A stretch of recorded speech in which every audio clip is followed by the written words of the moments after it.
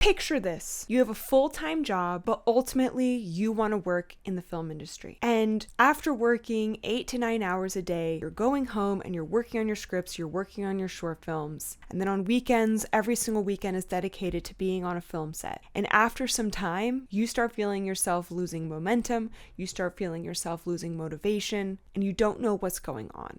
Ultimately, what is happening is you're approaching burnout. In this episode of Pocket Change Films, we're going to talk about burnout in the creative fields, how to overcome it, how to keep working, and how to prevent it in the first place. This topic is extremely near and dear to my heart because I'm going through a little bit of burnout myself right now. I have a full-time job at a studio. I also host 2 podcasts. I'm working on writing my first book, and I'm still an indie producer that is out there producing indie projects on a regular basis. I've been trying to think about how I've been working through my burnout and how I could help my audience, because I know when it comes to the creative fields, burnout is one of your biggest risks, especially if you have a job that is still paying your bills. It's very hard to balance your job and all of your creative endeavors, as well as networking and being on other people's sets so that you can push your own career forward.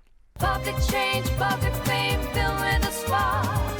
Will I up the screen when we hit play in the dark? Innovation, creation on a shoestring beat. Join the journey, feel the heat and everything.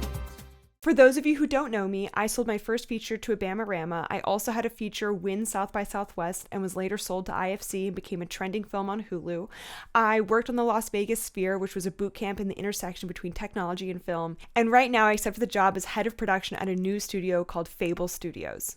Something I'd love to hear from my audience is your stories about burnout. How has burnout affected you in your past, and how have you been able to get through it? Especially because everybody's burnout is a little bit different, and different tips are going to work for different people. And also, before I start, I want to say thank you so much for 8,000 subscribers. I really can't believe it. I've said it before, for a really long time, my only viewers were my parents and my boyfriend's parents, and now I have 8,000 subscribers and thousands of views, and it's just so cool. And I'm so excited that I'm helping people, and I'm so excited that I'm able to build this community of up-and-coming filmmakers who are starting their journeys. For myself, I knew that I was approaching burnout for a lot of different reasons. I was having some health flags pop up, especially some extreme exhaustion and even hair loss. But most importantly, I was not feeling connected to any of my creative projects. So many different short films just fell at the wayside because the thought of working on them felt like climbing a mountain. It was just too much. It wasn't something I could handle right now. Same thing with the book that I'm writing. Although I know what the next chapters look like and I'm excited to get those on paper, every time I would open my computer to sit down and write, I just couldn't do it. I didn't want to do it. I couldn't do it. And yes, as I mentioned earlier, I am having health issues and that is contributing. But I have been someone with a disability who has been chronically ill since they were a teenager. And I have been able to manage my illness and my workload. So this is a change, not being able to manage everything anymore. Let's talk about why burnout happens in the first place. There are extremely high demands for people within the creative fields. I also want to say there are high demands on people in every field. I'm just talking about the creative fields because that's just what I know the most, is the field I've always worked in. I don't want to say the other fields aren't as demanding, if not more demanding even. But for right now, we're going to talk about the creative fields. We set unrealistic expectations for filmmakers every single day. Even within my advice, if you were to take all of my advice all at once, it's very unrealistic. If you are trying to work a job as well as trying to work on a film set every single weekend, as well as using every single free moment to write and develop your short film and sort of get all that stuff together while you're also applying to more jobs and trying to get on film sets, if you're trying to do all of that to the maximum level all at once, all the time, you are going to burn out. But at the same time, it's kind of the expectation of filmmakers to do that. Filmmakers should always be creating something, they should always be developing something, they should always be networking and working with other people on multiple different sets. And for so many filmmakers early on in their careers, they're not making a lot of money, if any money, from their filmmaking, so they need a whole other job to support themselves. So your filmmaking is this very demanding 12-hour-a-day full-time job, and if you're doing another job on top of that, I mean, there just aren't enough hours in the day. There's also a need for validation. You know, if you're not getting into the top film festivals or getting into any film festivals, if you're not having people compliment your work all the time, if you're not seeing that positive feedback from all the work you're putting into this, it is really hard to stay motivated. But ultimately, that is what tends to happen. You tend to create in this void endlessly until finally somebody notices it, and then you enter a new void constantly. It doesn't matter how many awards I've won or how many festivals I've been to, I constantly end up in a new void like every few months. So it's important to find some internal motivation, and we'll talk about that. The last reason for this constant burnout in this industry is the hustle culture. You are expected to not take any days off, to just push forward, to accept every job that comes your way, and to always be hustling. To some extent, it will help you if you're doing that, because you'll get even more jobs, and all these people will be noticing you. But at the same time, what are you sacrificing? Most likely your health and the longevity of your career. So of course, you have to have some sort of mental shift when you're entering into or in a burnout. The mental shift needs to be, I cannot do everything. Some things cannot be my number one priority right now. And you have to start conserving your energy. That can look like a lot of different things. It can look like just taking a break from everything for a while, not working on any films for a couple of months, not working on any creative projects, and not starting to create until you feel that urge pushing you to do it again. Because I will tell you, that urge will come. Every time I've taken a break because I've really needed to, after a couple weeks to a couple of months, all of a sudden, I just wake up wanting to create again. Trust yourself in knowing that that want to create, it will come back, even if you need to take a break. I do want to warn people that if you have been running 100 miles an hour every single day and you're building all of your momentum off of doing that, when you start to slow down a little bit, you will notice your momentum slowing down. Slow down anyway. It's important to honor your needs. As everybody always says, if you don't rest, your body will force you to. You will get sick and you will be forced to rest.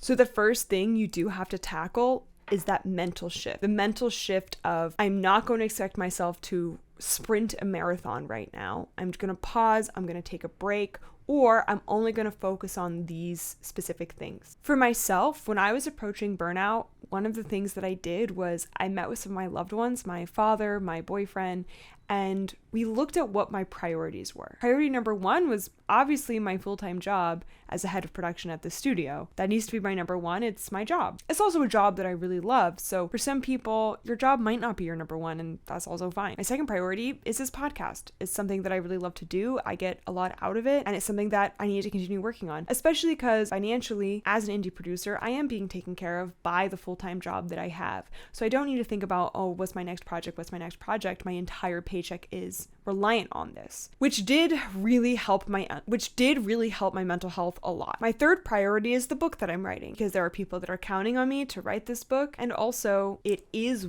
my biggest passion right now. Of course, as an indie producer, there are always projects going on and there's always things being pitched to me, but it's something I did decide that as an indie producer outside of the studio that I'm head of production for, I'm not accepting new projects right now.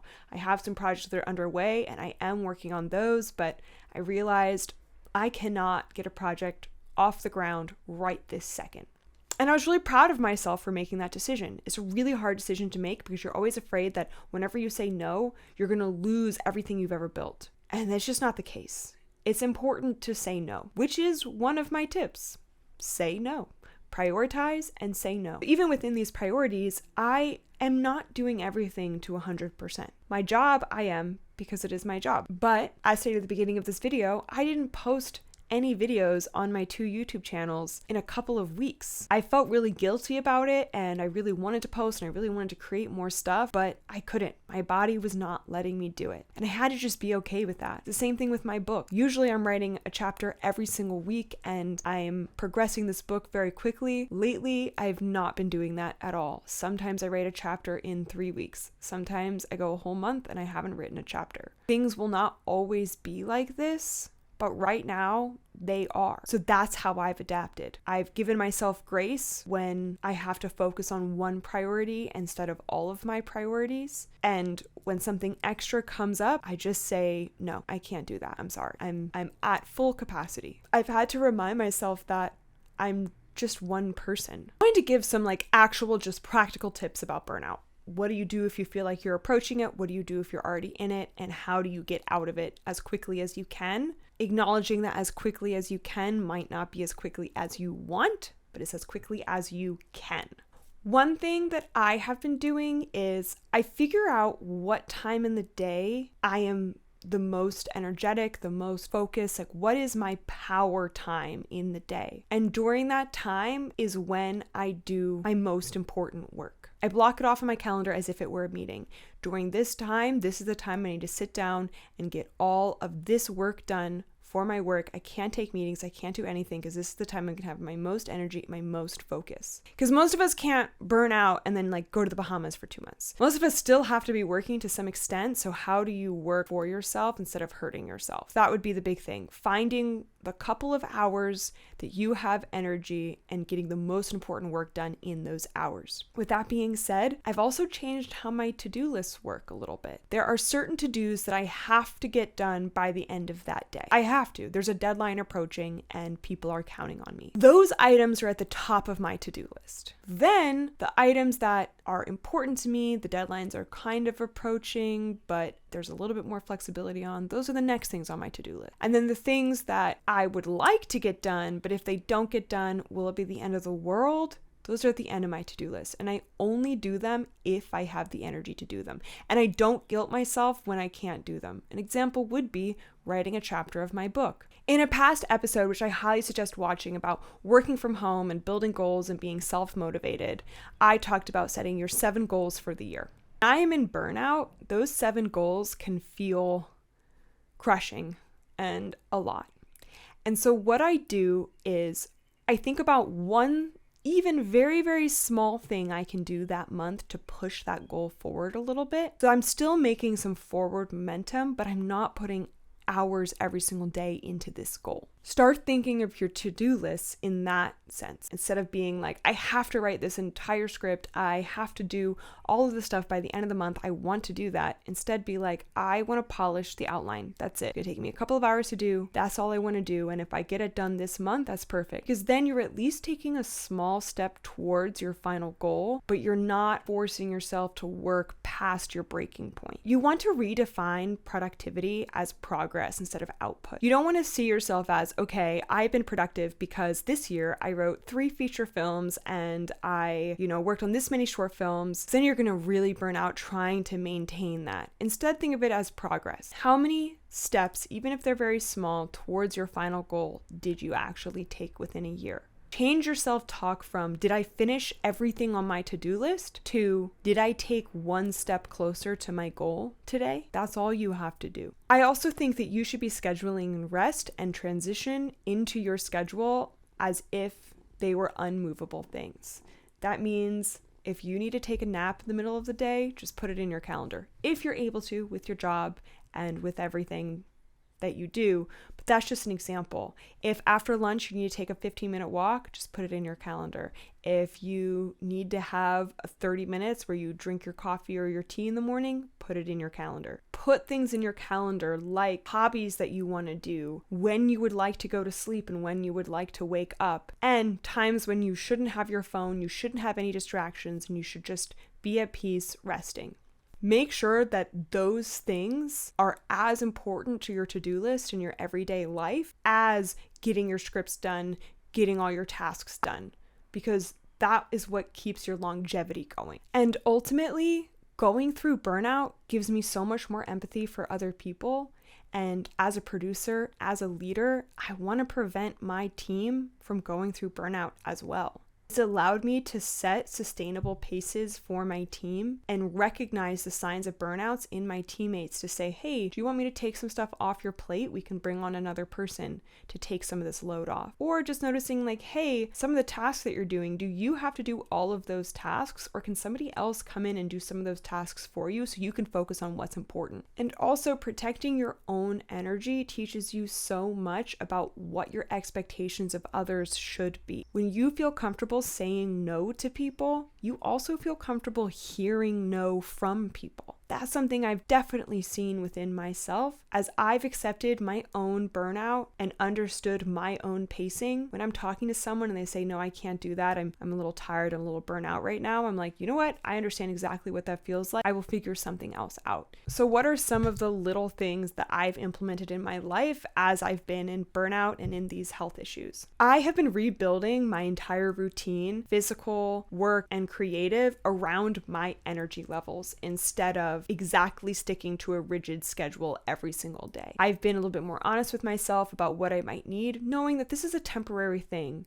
and I can go back to being extremely productive once I take care of myself in this moment. I also have been trying to work smarter instead of harder. For example, I have 2 podcasts. So I film 6 episodes in one day and I just batch that content.